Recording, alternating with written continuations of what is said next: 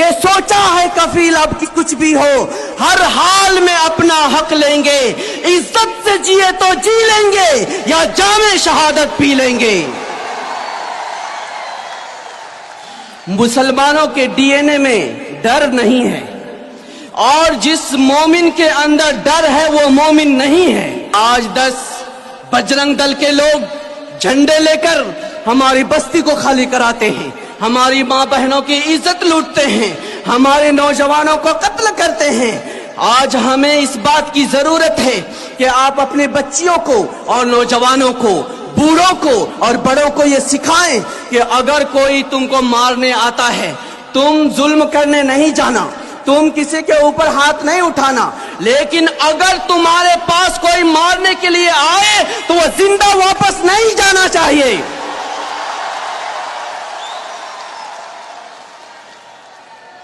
کہ ظلم و جبر کی پہچان مٹا کر رکھ دو, ظلم و جبر کی پہچان مٹا کر رکھ دو, اٹھو اب دہر میں کوہرام مچا کر رکھ دو.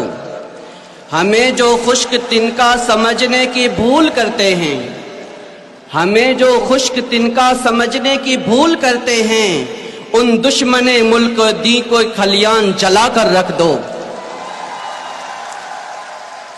ملک کے اندر موجودہ حالات خود بخود پیدا نہیں ہوئے ہیں, اور جو لوگ ان کو پیدا کرنے والے ہیں وہ ہمیں معلوم ہے, اور ان لوگوں کو سبق سکھانا ہمیں آتا ہے, لیکن ہم انتظار کر رہے ہیں.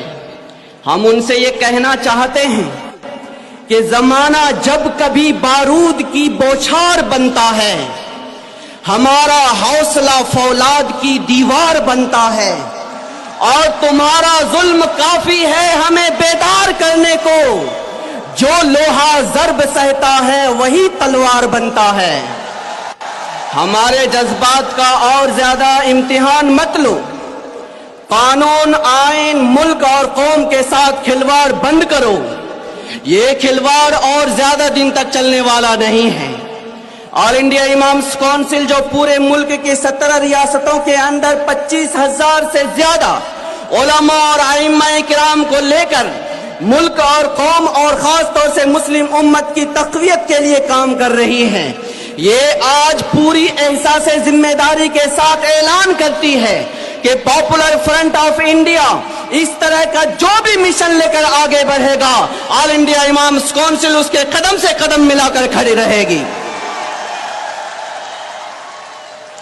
آج ملک کو جن حالات سے سابقہ ہے, ان حالات سے نمٹنے کے لیے آپ کو حضرت شاہ عبد العزیز محدث دہلوی رحمت اللہ علیہ کا طریقہ کار اختیار کرنا پڑے گا. انہوں نے انگریزوں کے خلاف جب مہم چھیڑی تو انہوں نے اکیلے پورے ہندوستان کا دورہ کیا. علماء کرام, ائمہ کرام کے رگوں کے اندر انگریزوں کے خلاف جہاد کی روح پھونکی. اس روح کو پھر سے جگانے کی ضرورت ہے, اور یہ ہمارے ماں بہنوں کو, بچوں اور نوجوانوں کو, بوڑھوں اور بڑوں کو سب کو یہ بتانے کی ضرورت ہے.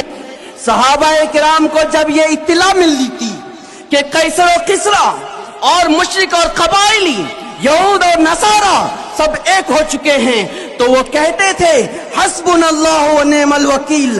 آج ہمارے لیے بھی وہی نعرہ ہے, حسبنا اللہ و نعم الوکیل. ہمارے راستے میں کوئی بھی آئے گا ہم اسے چکنا چور کریں گے, اور اگر کوئی ہمارے اوپر ظلم کرنے کے لیے آئے گا ہم اسے زندہ واپس نہیں جانے دیں گے.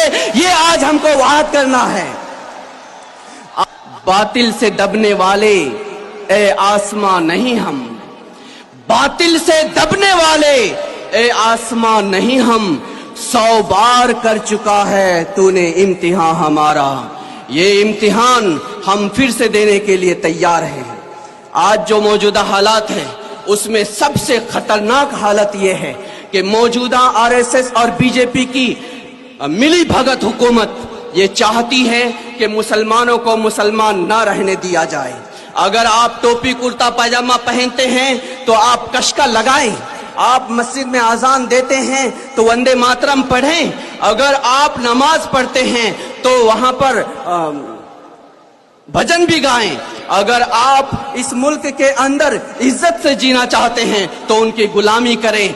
हम ये कल भी करने के लिए तैयार नहीं थे, आज भी तैयार नहीं हैं, और जब तक जान में जान रहेगी हम कभी भी इस नजरिए को कबूल करने के लिए तैयार नहीं हैं।